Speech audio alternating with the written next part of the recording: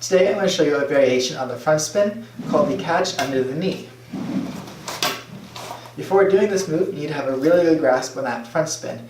I'm going to put a link to that video in the description or in the little eye at the top of the screen. So here's the basic idea.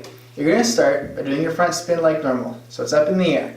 There'll be a point where it's falling, and it's heading towards your waist area typically. At this point, you're going to lift up that right leg so it's above the bow as the bow goes horizontal. Then your left hand can catch it, typically palms up.